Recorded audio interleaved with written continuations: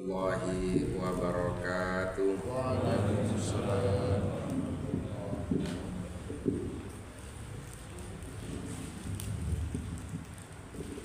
Bismillahirrahmanirrahim. Alhamdulillahi rabbil alamin. Asyhadu an la ilaha illallah wa anna Muhammadar Rasulullah. Allahumma sholli wa sallim wa barik ala nabiyyina wa rasulina Muhammad wa ala alihi wa sahbihi ajma'in, amma ba'du. Alhamdulillah, puji syukur kehadirat Allah subhanahu wa ta'ala yang telah memberikan kekuatan dan kesempatan kepada kita sehingga kita bisa mendatangi majelis ilmu di Masjid Al-Ikhlas ini. Ibu-ibu sehat, Bu? Alhamdulillah. Bapak-bapak sehat semua? Alhamdulillah. Pada kesempatan ini ingin kami jelaskan tentang harta dan penasarufannya. Jadi harta dan penasarufannya. Tasaruf itu artinya pengeluaran. Untuk apa, kemana dikeluarkannya, itu begitu. Saya ambil dari surat Al-Qasas, surat ke-28 tentang kisah Qarun. Ini sudah dengar semua kisah Qarun. Siapa Qarun itu? Nah, inna Qaruna kana min qaumi Musa fabagha alaihim. Qarun itu saudara sepupu Nabi Musa. Jadi Bani Israel Qarun itu. Fabagha alaihim. Nah, kemudian perbuatannya itu berbuat aniaya kepada Bani Israel dan orang-orang Kipti, karena hidupnya ini di Mesir. Jadi Qarun itu sezaman dengan Nabi Musa, sezaman dengan Ramses II, sezaman dengan Haman. Haman ini Perdana Menteri arsitek ulung yang membangun piramid dan sebagainya. Nah, kemudian kekayaannya, kan kita membahas harta. Kekayaannya seperti apa? Allah menggambarkan kekayaan Qarun ini, wa atainahu minal kunuzi ma inna mafatihahu latanu bil usbati ulil quwwah. Jadi hartanya ini tidak dihitung dengan miliar dan triliun pada zaman itu. Untuk membanggakan hartanya ini dengan cara membawa kunci kemana-mana. Nah itu, makanya tolong jangan suka mempertontonkan kunci. Nah itu ya, kan ada orang suka mempertontonkan kunci. Nah ini kunci mobil atau kunci sepeda motor kan suka di celana tuh, kan gini. Nah ini Qarun ini. Jadi gadul kan itu. Karena kan 10 dijajar. Nah, ya. Jadi Qarun itu gitu. Jadi suka memamerkan hartanya itu dengan mengupah orang, 7 orang itu kesana kemari, orang tenaganya kuat itu mikul kunci. 7 orang berarti kan 14 bakul. Kalau di sini pakai keranjang ya berarti 14 keranjang kunci netok. Dari gudang-gudangnya yang banyak, ya tentu luar biasa kekayaannya itu gitu. Kemudian karena Qarun ini fabagha alaihim, berbuat kezoliman, Berbuat kezaliman itu ya macam-macam. Bisa jadi kalau zaman sekarang ini, kalau orang punya hutang nggak bayar, paksa, diintimidasi, kemudian apapun yang ada di rumahnya diangkut. Nah itu gitu. Idz qala lahu qaumuhu la tafrah innallaha la yuhibbul farihin. Kemudian kaumnya ini mencerca, la tafrah, jangan sombong kamu Qarun. Sesungguhnya Allah tidak menyukai orang-orang yang sombong. Jadi kalau orang yang menyombongkan harta, koncone Qarun. Kan gitu. Jadi orang yang membangga-banggakan harta, maksudnya punya harta kemudian kanggo ngengkresi kancane koncone Qarun. Itu gitu maksudnya. Nah, bagaimana yang diucapkan oleh orang-orang yang beriman pada zaman itu dengan perilaku Qarun, nasihati Qarun, wa bataghi fima atakallahu darul akhirah, carilah pahala akhirat. Itu nasihatnya orang yang beriman dari Bani Israel. Wala tansa nasibaka minad dunya, dan jangan lupa cari duniawi. Jadi akhirat dulu, dunia. Nasihat yang ketiganya apa? Wa ahsin kama ahsanallahu ilaik, dan berbuat baiklah kepada manusia. Berbuat baiknya itu ya syariat Islam sama dari dulu sampai sekarang. Zakat, infak, sedekah jariyah, kemudian wakaf, ya sama. Wa ahsin kama ahsanallahu ilaik wala tabghil fasada fil ard. Nasihat yang keempatnya, jangan buat kerusakan di muka bumi. Nah ini kadang-kadang kita ini suka membuat kerusakan real dan kerusakan psikis. Kaya sedikit suaranya saertek kan gitu. Itu membuat kerusakan itu. Kaya titik suaranya bengoknya banter. Nah kemudian lagi kancane itu kan kerusakan psikis. Nah kalau kerusakan fisiknya ya seperti menebang, gunduli hutan, itu kerusakan fisik. Tapi ada kerusakan psikis. Yang paling banyak dihancurkan oleh orang kaya itu adalah kerusakan psikis. Di sekitar kita ini insya Allah banyak, di luaran sana ya. Bagaimana jawaban dari Qarun? Qala innama utituhu ala ilmin indi. Nah, si Qarun ini dinasehati dengan 4 nasihat. Carilah pahala akhirat, carilah dunia, jangan berbuat baiklah kepada orang. Kemudian yang keempatnya ini jangan membuat kerusakan. Qala innama utituhu ala ilmin indi. Saya berhasil sukses ini karena ilmu saya. Jadi jangan sampai nepuk dada. Jadi kalau orang nepuk dada menghilangkan rahmat Allah, itu kancane Qarun. Hadirin Bapak Ibu yang berbahagia, manusia ini sekaya apapun itu belum ada yang sukses.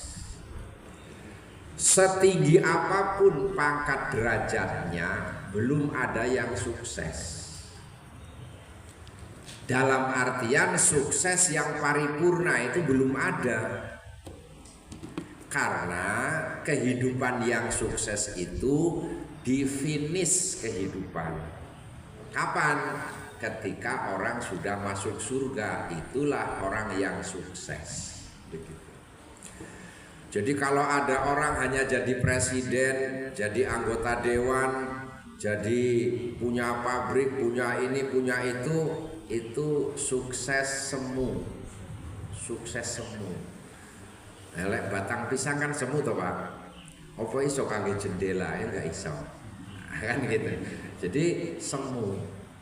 Jadi orang di dunia ini belum ada yang sukses kecuali para nabi dan orang-orang yang ditunjuk oleh nabi bahwa dia ini ahli surga, itu baru sukses. Jadi sampai sekarang ini belum ada orang yang sukses. Makanya hidup ini ya mengejar kesuksesan, yaitu akhirat. Jadi kalau ada orang mengejar duniawi, kaya raya, mobilnya mewah-mewah karena mahal, rumahnya di mana-mana, sekalipun nggak pernah ditiduri, ya kan gitu. Sukses? Oh, belum. Ya. Jadi kita rubah mindset kita bahwa orang yang sukses itu nanti ketika dimasukkan di surga. Dan orang yang gagal itu yang bagaimana? Ketika orang itu dimasukkan ke neraka, itulah orang yang gagal hidup. Gagal hidup. Seperti Fir'aun, Qarun, Haman, dan orang-orang kafir seperti Abu Lahab, Abu Jahal, itu sudah ditunjuk oleh Al-Quran, itulah orang yang gagal hidup. Karena sudah dipastikan masuk neraka. Tabat siyada Abi Lahabi wa tab. Itu orang yang gagal. Kemudian hadirin yang berbahagia, dengan pernyataan Qarun bahwa dia nepuk dada, saya bisa sukses, menyangka bahwa dirinya itu sukses dengan kelihayan, kepintaran, kecerdasan, punya mitra yang banyak. Dijawab oleh Allah, awalam ya'lam anna Allaha qad ahlaka min qablihi minal quruni man huwa asaddu minhu quwwatan wa aktsaru jam'a.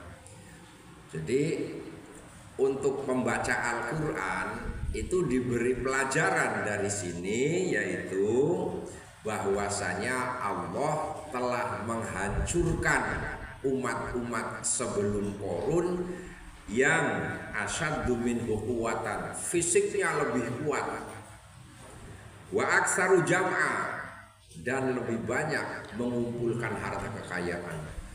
Kaum Ad yang hidupnya di Yaman, untung sekarang dimusnahkan, itu tingginya 6 meter. Jenengan pinten? 160, 170, bahkan lebih, ada yang lebih rendah. Oh itu 6 meter, Bu. Ya coba bayangin sing aneh, pokoknya 6 meter. Nah kemudian fisiknya luar biasa, kecerdasannya luar biasa, sampai membangun bangunan yang belum pernah dibangun sampai hari kiamat nanti. Aktsaru fi hal fasad. Jadi mereka itu digambarkan oleh Al-Quran punya iman. Apa artinya iman? As-sholatu imaduddin. Sholat itu adalah tiang agama. Jadi dia itu bikin menara-menara iman seperti piramid, itu iman itu dalam Al-Quran. Itu dihancurkan oleh Allah karena memang kesombongannya. Nah, hadirin yang berbahagia, Qarun ini diantara membuat kerusakan psikisnya bagaimana, merusak hati manusianya bagaimana. Fa kharaja ala qaumihi fi zinati. Dia keluar pesta memamerkan hartanya. Jadi jangan sampai kita ini sekalipun punya itu ya kalau perlu, kalau tidak perlu ya jangan. Itu jangan dipamer-pamerkan. Fa kharaja ala qaumihi fi zinati. Ya wajar aja memang kita punya mobil, perlunya pakai mobil, ya kita nggak sombong, memang itu begitu. Lah si Qarun ini sengaja memanas-manasi masyarakat pawai, sehingga para penonton itu terbelah dua, Bu. Yang sebagian mimpi pengen punya kekayaan seperti Qarun, apapun caranya, halal atau haram tidak diperdulikan. Jadi kita dilarang ngengkresi orang itu karena bisa jadi orang itu semaput akalnya, kan gitu. Sehingga dia mencari harta sing penting dapat, apapun caranya, entah jambret, entah begal, entah korup, entah nipu, malsu barang, pokok oleh. Nah, itu makanya kita haram memamerkan harta. Jadi kalau niat sengaja memamerkan, kemudian orang-orang yang beriman artinya kan terbelah dua. Ada orang yang pengen mendapatkan harta seperti Qarun, ada orang-orang yang masih normal, tidak terhipnotis oleh pamer dari Qarun, yaitu untuk bersabar. Artinya bersabar itu mencari harta secara halal. Nah, gitu. Nah, dengan perilaku Qarun itu pada ayat yang ke-81, fa khasafna bihi wa bidarihil ard fama kana lahu min fi'ati yansurunahu min dunillah wa ma kana minal mutasirin. Fa khasafna bihi wa bidarihil ard, maka kami benamkan ia beserta harta kekayaannya. Jadi sedang berpesta pora, ya pestanya orang kafir tentu ya dengan berbagai maksiat dan dosa. Itu berapa puluh hektar lokasi wilayah kekuasaannya Qarun itu ambles ketika ambles. Maksudnya disiksa oleh Allah dalam bentuk dibenamkan ke perut bumi. Fama kana lahu min fi'ati yang surunahu min dunillah, tidak ada pada zaman itu yang bisa menolong karena kedalamannya 100 meter, padahal bentuknya itu enggak begini kayak sumur. Peralatan mungkin belum mencukupi. Wa maka naminal muntasirin, dan dia tidak bisa tertolong. Nah, gitu. Pesan moralnya bagaimana? Ini yang penting itu Pak Bu. Pesan moralnya apa dari kisah Qarun ini? Begini pesan moralnya. Manusia itu diciptakan oleh Allah dalam keadaan dha'ifa, lemah. Ibu-ibu melahirkan 1 kali 2 kali, ada yang 1 kali, ada mungkin ada 5 kali. Apa pernah begitu melahirkan anak langsung melayu? Kan lemah, gak ada. Dan manusia ini fisiknya juga lemah, kegores titik ya lecet. Beda dengan badak, kulitnya kan. Dari segi akal manusia ini ya pasang surut kan gitu. Maka Allah Subhanahu wa taala menentukan dalam Al-Qur'an itu, Allahu yabsutur rizqa liman yasha wa yaqdir. Allah melebarkan harta bagi seseorang dan menyempitkan. Maksudnya kalau orang itu diberi harta, itu sedang ditunjuk oleh Allah untuk menjadi agen sosial. Itu. Bagaimana dengan orang yang non-Islam? Sama. Jadi orang non-Islam kok bisa kaya? Mungkin mereka itu banyak sosialnya, amal sosialnya banyak. Itu. Jadi pesan moralnya itu, manusia ini lemah di bidang ekonomi hakikatnya, maka Allah menunjuk orang-orang diberi kecerdasan, diberi kemampuan, diberi ya segala-galanya sehingga dia kaya raya. Nah, jadi kaya raya itu untuk menjadi agen sosial ekonomi. Bentuknya apa? Zakat, infak, sedekah, jariyah, kurban, akekah, itu gitu. Jadi tidak seluruhnya. Karena di dalam Al-Qur'an disebutkan tilka darul akhiratu naj'aluha lil ladzina la yuriduna 'uluwan fil ardi wala fasada. pahala akhirat itu kami jadikan kepada orang-orang yang tidak sombong di muka bumi. Jadi orang yang tidak mengeluarkan zakat, infak, sedekah, dana untuk berkurban, itu sebenarnya orang yang sombong. Wala fasada, dan akhirat itu tidak akan diberikan kepada orang yang membuat kerusakan batin, kerusakan jiwa ataupun kerusakan lahir. Wal aqibatu lil muttaqin, dan akibat yang baik itu, surga itu hanya didapat oleh orang-orang yang bertakwa. Jadi dari kisah ini bapak-bapak, ibu-ibu harus bisa mengambil pesan moral, gitu ya Bu. Jadi manusia ini ada yang ditunjuk oleh Allah. Sebenarnya tidak hanya ekonomi saja. Allah menunjuk ilmu pengetahuan. Maksudnya menunjuk orang yang bisa mengembangkan ilmu pengetahuan.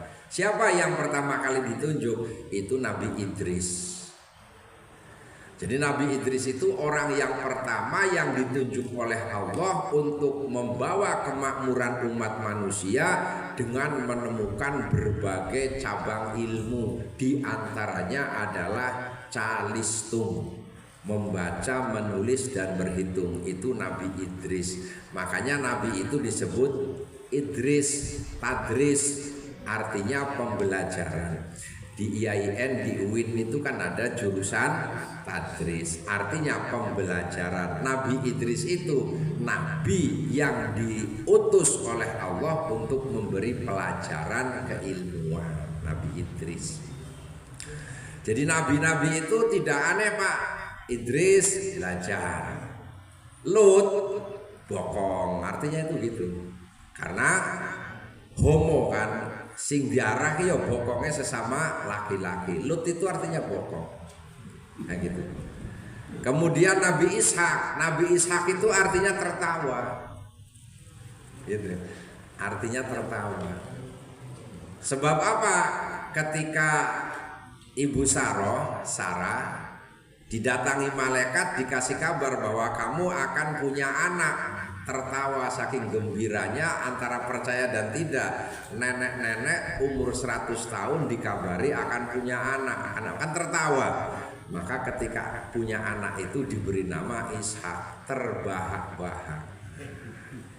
Itu artinya. Sedangkan Ismail itu artinya mendengar. Il itu Allah. Jadi Ismail artinya didengar Allah. Nah itu gitu. Yahya artinya hidup. Jadi sampai sekarang nama-nama itu kan sering dibuat dibuat nama oleh kita semua. Hanya namanya jangan diberi nama Zana. Zana itu artinya zina. Nah gitu. Wati juga artinya zina. Wati. Jadi cari nama itu yang baik. Saya pernah ada orang memberi nama sudah di atas saya umurnya. Siapa namanya? Alif Lam Mim. Mana namanya Alif Lam Mim? Alif Lam Mim. Ya soal nama itu gitu.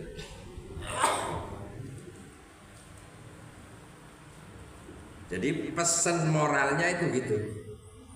Nah, sekarang evaluasi diri ke kita, ibu-ibu, bapak-bapak, diberi keleluasaan rizki, jangan-jangan jenengan itu ditunjuk. Jangan-jangan kita semua ini ditunjuk oleh Allah, ditunjuk untuk menjadi agen kemakmuran. Tibae medit, nah kan gitu. Tibae medit. Apa yang akan terjadi? Dicabut oleh Allah, dimiskinkan, bahkan dibinasakan. Saya di Jawa Barat punya teman, punya ya saudara seumur saya, itu bakul kaji. bakul kaji gitu ya artinya. Yang ngurusi kaji gitu loh Pak. Ketika daftar, kemudian koper, kemudian kain ikhram, kemudian lain-lain sebagainya, sogi. Tapi mungkin ada kekeliruannya, dia dijadikan kaya itu tidak bisa menempati posisinya sebagai agen kemakmuran. Akhirnya masih muda, wafat, suami istri beda seminggu, hartanya habis sekarang, dilalai koyo dihabiskan oleh menantunya. Anaknya satu perempuan. Mobil-mobil mewah habis, apotek, showroom, tanah-tanah habis, dijual semua oleh menantunya. Kecuali satu mobil yang diatasnamakan pembantunya, nggak bisa dijual. Jadi pada hakikatnya kalau kita bandingkan gitu ya dengan Qarun, orang itu dicabut sebenarnya. Ya kan Bu? Dipercaya orang kena dipercaya tiba kan diganti. Nah gitu. Jadi setiap kisah di Al-Quran itu pesan moralnya apa kan gitu. Nah itu. Jadi jangan sampai kita ini ya kita husnudzon lah kepada Allah, dengan dikasih sehat, anaknya cerdas-cerdas, kemudian rezekinya lancar, rumah tangga sakinah mawaddah warahmah, dengan tetangga aku rukun, pengajian selalu hadir, itu kan rahmat dari Allah itu. Nah tiba tukang engkresi kan gitu. Memamerkan hartanya kepada kaum-kaumnya, sehingga kaumnya ini sebagian itu mumet, pengen sugih koyo Qarun. Nah itu begitu.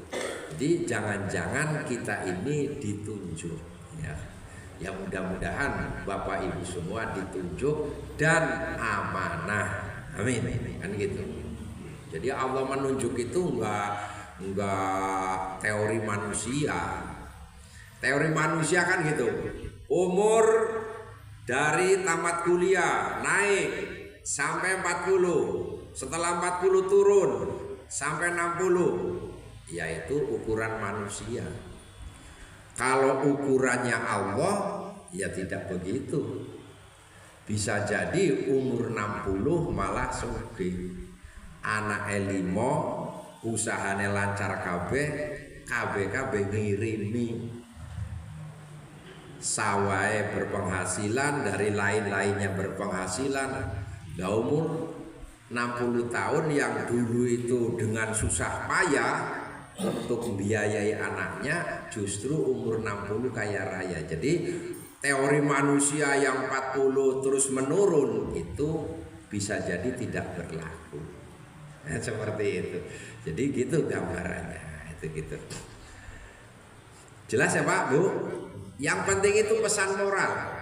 Kemudian bandingkan ke kita, sesama kita, dikasih kesempatan sehat, kesempatan ekonomi, kesempatan sakinah mawaddah warahmah, itu ditunjuk sebenarnya oleh Allah. Ada orang yang ribut aja dengan keluarganya, tapi anaknya wakeh. Nah, kan gitu. Ada yang kelihatannya sakinah, tetapi sakit-sakitan. Ada yang ya semacam-macam lah. Dan ada yang diberi kelancaran semua. Nah, itu namanya ditunjuk ya, ditunjuk oleh Allah.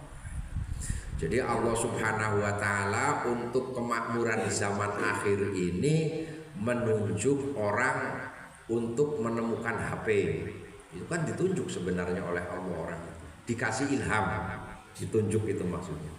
Kemudian menemukan Facebook, menemukan WA, menemukan YouTube, menemukan Google. Itu sebenarnya orang itu ditunjuk, Pak, menjadi agen kemakmuran. Nah kan gitu. Jadi kalau orang sekarang ini konten terus terus dibayar sekian, ya kan makmur. Jadi menjadi agen kemakmuran. Baik, sekarang saya karena sebentar lagi tanggal 10 Zulhijjah kita berkurban. Jadi mari kita evaluasi diri tadi, jangan-jangan kita ditunjuk. Mari kalau ada rizki itu, kalau ada ya, untuk menyisihkan harta untuk berkurban. Itu gitu. Jadi jangan sampai kita ditunjuk setiap bulan Zulhijjah mulus mujur, nggak pernah. Itu jangan sampai seperti itu. Nah, ini sudah saya pernah sampaikan di At-Taqwa. Kurban itu atau penyembelihan hewan ternak itu ada 5 istilah. Ya, ada 5 istilah. Yang pertama, penyembelihan biasa, az-zabihah. Pemiliknya bisa jadi karena bersyukur, khitanan, pernikahan, dan kegiatan-kegiatan lain. Pemiliknya itu begitu. Kemudian dagingnya dimakan bersama-sama. Tempat penyembelihannya ya di mana dia berlokasi, itu penyembelihan biasa. Yang kedua namanya akikoh, penyembelihan akikoh, sebab kelahiran anak. Kalau anaknya 2, ya laki-laki, 2 ekor kambing atau domba. Kemudian jika anak perempuan 1 ekor. Jadi dari dombanya gitu akikoh itu. Pemiliknya siapa?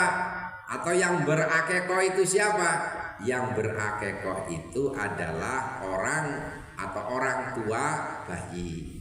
Bapaknya, ibunya, kakeknya, 2 kakek itu, atau neneknya, 2 nenek itu, atau walinya.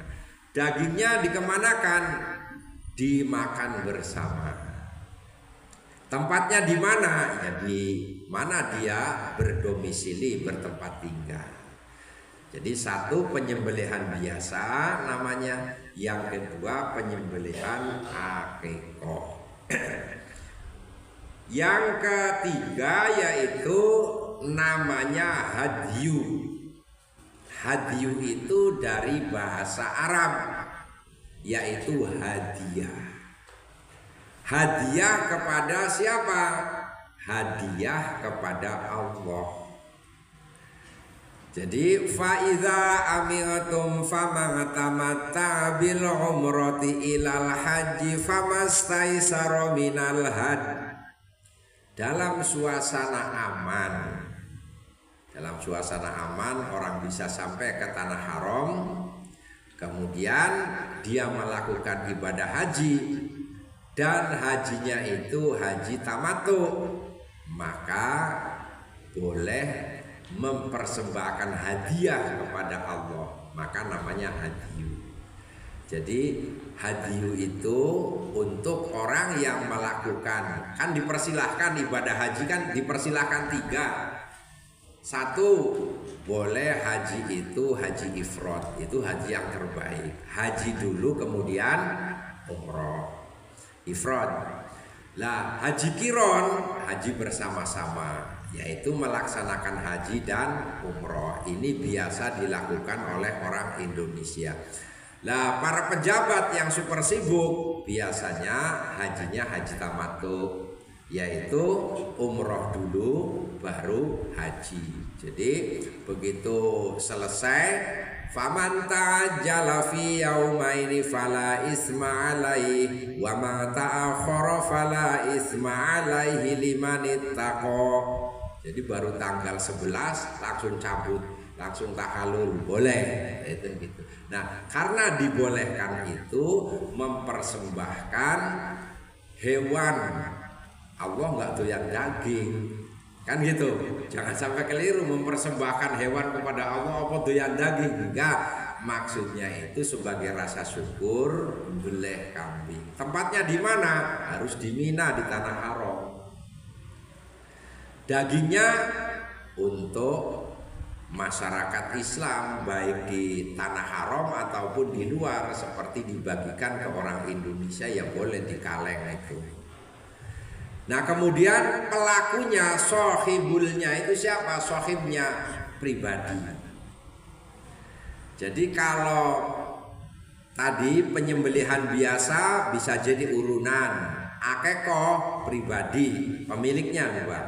Kemudian hadyu itu pribadi. Jadi seseorang pribadi mempersembahkan hewan sebagai rasa syukur, diberi pilihan untuk melaksanakan haji tamattu atau ifrad, maka rasa terima kasih, rasa bersyukur hadyu itu kepada Allah. Pelakunya satu, seseorang, perseorangan hadyu itu, nggak boleh urunan. Yang keempat yaitu dam. Dam itu artinya darah. Nah dam itu definisi di fikih yaitu untuk menebus kesalahan. Ketika orang itu melanggar wajib haji atau melanggar larangan-larangan haji, maka kena penalti, kena denda. Denda itu namanya dam. Gitu. Jadi dua ya, wajib haji dan larangan haji. Itu kena denda namanya dam, darah. Penyembelihannya di mana? Gak boleh di sembarang tempat. Harus di hari Id dan hari Tasrek, yaitu di Mina, tempat penyembelihannya. Nah kemudian pelakunya satu orang, ya yang terkena penalti itu, umpama melanggar wajib haji. Kalau orang itu melanggar satu atau beberapa rukun haji, hajinya tidak sah. Kalau rukun itu nggak boleh. Kalau wajib boleh dengan membayar denda, namanya dam, mengalirkan darah hewan, kambing. Larangan haji seperti berburu, ada merpati di pelintang waktu ibadah haji atau dipakai batu kemudian mati, kemudian dimasak pangan, ya kena denda, maka namanya dam. Jadi hadyu dam penyembelihannya harus di 4 hari itu, harus di 4 hari. Tempatnya harus di tanah haram. Nah itu. Akikoh, saya kembali, penyembelihannya waktunya itu di hari ke-7. Ini Pak, jangan sampai keliru akikoh itu. Akikoh itu tujuannya mendoakan bayi agar tidak digoda oleh setan. Maka doanya itu kan Allahumma inni a'udzubika bikalimatillahi tamma minasyaitoni wahama wa min kulli ainin lama. Jadi kalau ada orang akikoh mengakekoi dirinya sudah usia seperti jenengan, yang kakek-kakek, yang nenek-nenek, wis babak belur digoda setan lagi didongakne, lo kan keliru. Keliru kan gitu. Jadi mumpung masih bayi merah, umur 1 minggu itu langsung akikoh. Inti akikoh itu jangan keliru, mendoakan janin ya, mendoakan bukan janin, bayi. Kalau janin kan masih di perut. Mendoakan bayi agar bayi ini terhindar dari godaan setan. Jadi kalau ada orang mengakekoi dirinya ketika usianya sudah 50 tahun, iku jenenge podo wis udan-udanan basah kuyup lagi tuku payung atau mantel. Ya kan diguyu tuh karo tukang sing dodol. Nyapa to wis basah kuyup ya langsung saja pulang gitu. Jadi jenengan harus ada rasional sedikit. Akikoh itu untuk mendoakan agar bayi tidak digoda. Nah, jangan sampai sudah babak belur digoda setan baru akikoh. Tapi jangan sampai beralasan yo daripada orang, bukan hukum daripada orang. Ketika di masyarakat itu kan saya ngomong gini, ada orang ketika azan itu yang benar itu hayya ala sholah. Hayya itu artinya mari, jangan hayyu ala sholah. Hayyu itu artinya hidup, hayyu ala sholah, hidup sholat, kan gitu artinya itu. Hayya ala sholah, mari sholat. Nah kemudian saya ngomong dengan tetangga, kok azannya kok hayu ya Pak, yang ngono ya untung gelem. Kan bukan hukum tuh kalau gitu. Angel ngeladenane lek untung gelem. Nah kan gitu. Akeh kok umur 70 tahun ya untungnya gelem akeh kok. Ini bukan hukum. Jadi rasional sedikit. Yang terakhir penyembelihan biasa, penyembelihan akikoh, kemudian hadyu, kemudian dam, yang terakhir itu udhiyah. Penyembelihan hewan ternak namanya udhiyah. Nah, udhiyah ini beda dengan dam dan hadyu. Tempatnya di mana saja di luar tanah haram. Hadyu itu di luar tanah haram tempat. Kemudian pelakunya boleh bareng-bareng. Kalau hadyu dan dam kan hanya individu, perseorangan. Lah kalau udhiyah ini boleh kelompok.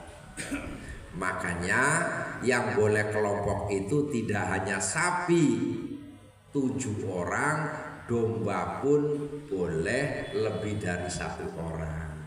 Jadi satu keluarga kurban 1 ekor domba. Karena Rasulullah pernah berdoa, ini saya berkorban untuk diriku, untuk keluargaku, dan untuk umatku yang belum pernah berkurban. Bismillahi wa ala millati Rasulillah. Itu gitu. Jadi maksudnya jangan sampai kita ini terbawa oleh pengaruh pengertian dam dan hadyu. Kalau dam dan hadyu, ibu-ibu nggih, 1 hewan untuk 1 orang, karena itu kan denda dan persembahan seseorang kepada Allah kalau namanya hadyu. Tetapi kalau udhiyah, sahibnya, pemiliknya itu boleh bareng-bareng. Jadi jenengan punya uang seharga, ya maksudnya itu uang siap sodako, bukan uang apa hanya itu kemudian itu kok nih ojo, maksudnya gitu. Ada uang sisa cukup untuk beli 1 ekor kambing, berkurbanlah. Nah berkurbannya untuk 1 keluarga, maksudnya itu diniati pahalanya itu untuk 1 keluarga, itu boleh. Nah kemudian kalau yang sapi ya tidak 7 orang, 10 orang juga boleh sapi itu. Karena sapi sekarang harganya umpama 70 juta, kalau 10 orang itu kan 7 juta. Nah kalau lebih banyak kan lebih murah. Nah sehingga karena kita punya pengertian bahwa kurban itu harus 1 orang 1 domba, kemudian sapi itu 1 orang, ya bisa jadi nggak kurban-kurban. Karena pengertiannya dikembalikan ke tanah haram, hadyu dan dam. Itu kekeliruan kita itu. Itu ya Pak. Jadi harus paham. Makanya analisisnya itu siapa yang berkurban itu, berhadyu, berdam itu siapa. Kemudian tempatnya di mana. Nah ini saja sudah akan beda. Kalau dagingnya sama. Fakulu minha wa at'imul ba'isal faqir. Makanlah sebagian dan sodakokanlah sebagiannya. Sebagian itu bisa sebagian besar, bisa sebagian kecil. Jadi jenengan 1 keluarga itu berkurban, langsung dimasak kabeh, dibagikan kayak akikoh ya nggak apa-apa. Tetangga sekitar dikirim. Hanya beberapa tetangga boleh, karena sebagian kecil disedekahkan. Tapi kan kita kembali kepada pesan moral dari Qarun, sekalipun sebagian kecil kita kan tidak bakhil gitu loh. Jadi bukan mensiasati hukum ya, tapi lawang kita keluarga besar ada 20 orang, 1 ekor kambing, ya paling tetangga sekitar aja yang ketika kita masak baunya tercium oleh mereka. Masa 1 RT dikasih semua, kan ya nggak mungkin. Nah, itu boleh seperti itu. Jadi analisis 3 saja, tempatnya di mana akan beda ya. Seperti akikoh ya, tempatnya kan di rumah yang punya bayi, maksudnya di halamannya kan penyembelihannya. Kemudian waktunya, nah kalau waktunya sama, udhiyah ya waktunya 10 sampai tasrek. Tasreknya kan 3 hari, 11, 12, 13, jadi 4 hari. Nah apa namanya, hadiyu dan dam juga sama. Hari Dzulhijjah 10 ditambah 3 hari, hari tasrek. Hanya yang membedakan itu pemilik yang beribadah dengan hewan itu siapa. Kalau dam, hadiyu perseorangan, perseorangan. Kalau kurban itu boleh bareng-bareng, kambing atau sapi. Nah kemudian oleh lazismu pemanfaatan dagingnya ini di Muhammadiyah bagaimana? Itu tidak dimakan sekaligus, diawet-awet, dikornet, dibuat rendangmu, dibikin bakso kedap udara, dimasukkan freezer, iso kanggo sewaktu-waktu. Saya ini ya alhamdulillah banyak yang ngirimi daging, sampai istri saya pernah buang daging.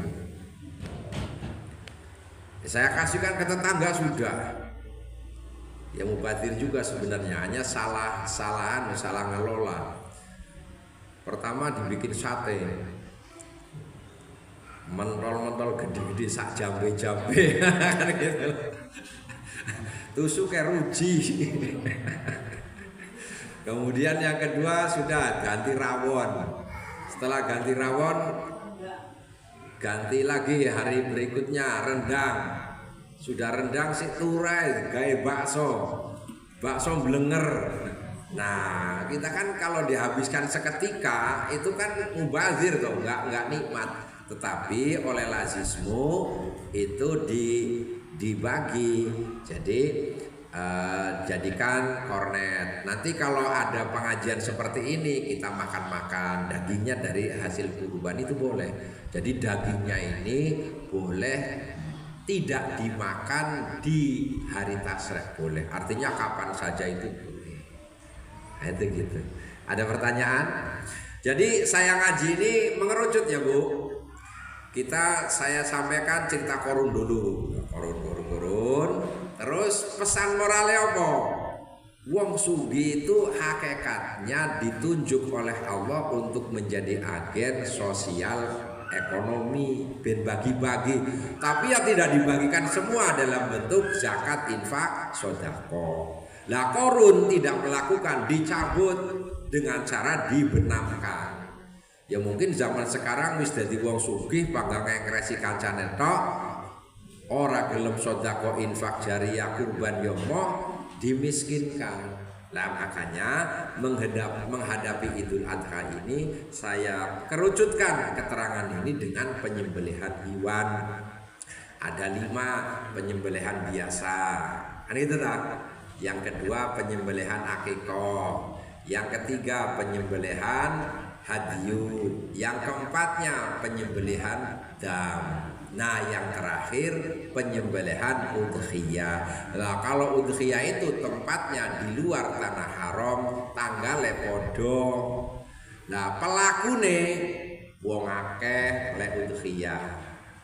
Beda dengan dam dan hadiyu. Dagingnya bisa diawet-awet, wong daging hadiyu saja bisa diawetkan. Itu gitu.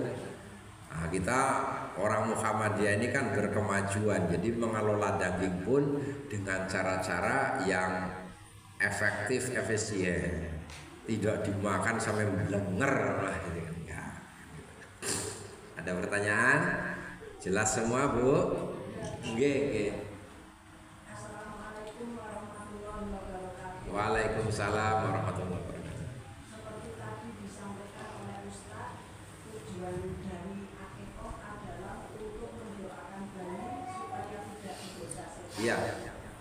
Sementara saya pernah kaji di mana Mubalek menyampaikan bahwa tujuan akikah itu untuk supaya besok kelak di akhirat kita mengenali asal keturunan kita dengan cara akikah. Dari penjelasan yang seperti ini, jadi kan kelihatannya beda. Itu bagaimana kita menyikapi pengertian? Iya. Jadi nanti orang di akhirat itu asal iman Islamnya sepadan itu dipertemukan. Wattaba'athum dzurriyyatahum dalam surat At-Tur. Itu begitu. Nah, jadi kalau orang itu diakekoi kemudian dididik, ya sama, nanti di akhirat akan bersama-sama di surga. Hanya dari dalil Al-Quran, Nabi Ibrahim itu mengakekoi Nabi Ismail dan Nabi Ishak dengan cara berdoa Allahumma inni a'udzubika dan tadi seterusnya. Kemudian Pak Imron di dalam surat Ali Imron itu kan juga memperlindungkan Siti Maryam bayinya itu waktu masih bayi, yaitu dari godaan setan. Itu gitu. Wa nu'idzu biha apa Pak Mukhlis, wa na'udzu biha ayat Al-Qur'annya. Kami perlindungkan Maryam ini dari godaan setan. Jadi intinya insya Allah yang benar, saya nggak bisa menyalahkan. Oh, namanya pendapat kan ya boleh-boleh saja. Tetapi insya Allah yang benar itu akikah adalah untuk memperlindungkan anak agar tidak tergoda oleh setan. Karena ayat Al-Qur'annya di dalam surat Ali Imran juga sama. Itu gitu. Surat Ali Imran itu gitu. Jadi untuk memperlindungkan bayi dari godaan setan gitu.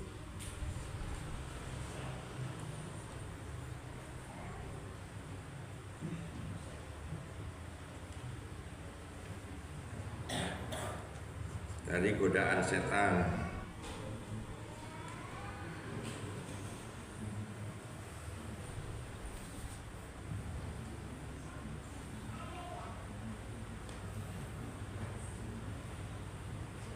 Nah ini.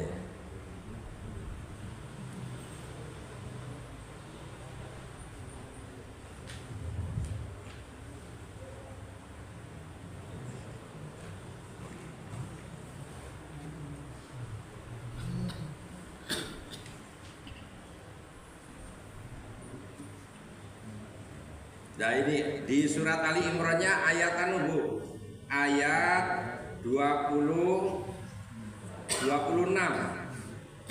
surat Ali Imran-nya.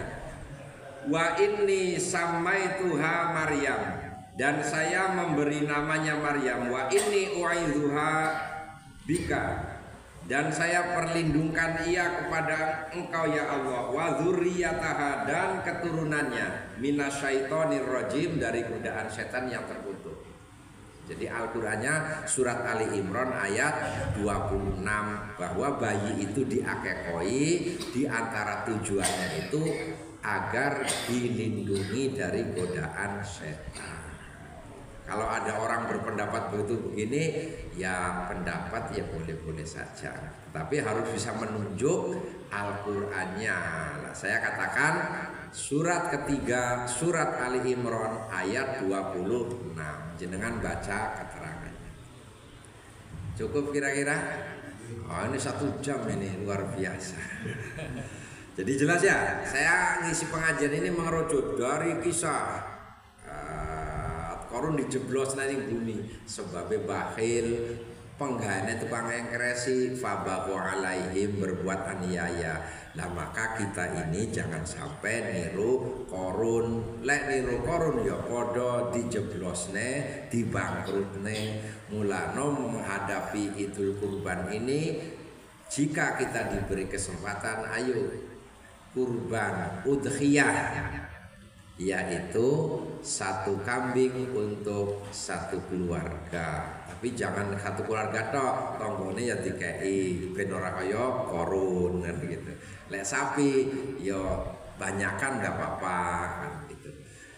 Cukup sekian Pak nggih.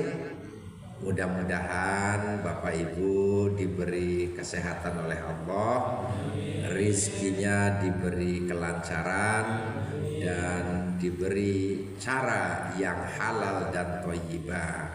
Semoga anak keturunan kita dijadikan oleh Allah anak yang soleh.